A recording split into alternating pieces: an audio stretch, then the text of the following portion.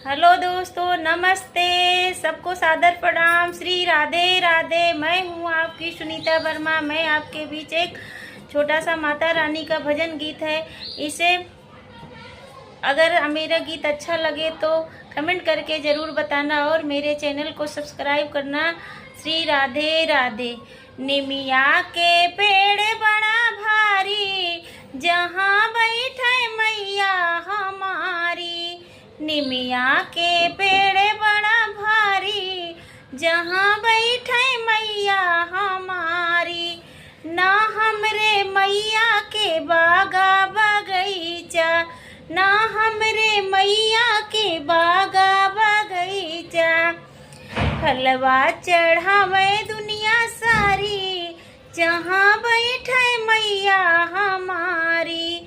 फूलवा चढ़ावे दुनिया सारी, जहाँ बैठे मैया हमारी।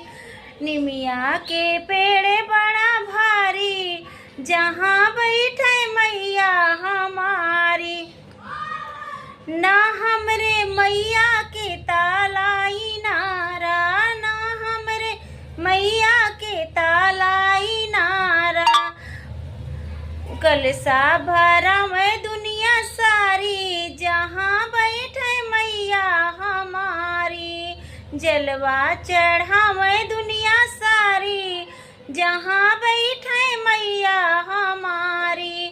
निमिया के पेड़ बड़ा भारी, जहाँ बैठे मैया हमारी। ना हमरे मैया के गैया भैंसिया, ना हमरे मैया के गैया भैंसिया।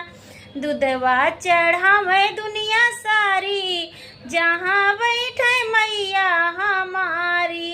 घियना जरावे दुनिया सारी, जहाँ बैठे मैया हमारी। निमिया के पेड़ बड़ा भारी, जहाँ बैठे मैया हमारी। ना हमरे मैया के लड़िका बच्चा, ना हमरे मैया के लड़िका बच्चा।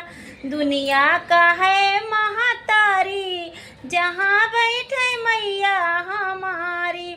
दुनिया का है महतारी, जहाँ बैठे मैया हमारी। निमिया के पेड़ बड़ा भारी, जहाँ बैठे मैया हमारी। निमिया के पेड़ बड़ा भारी, जहाँ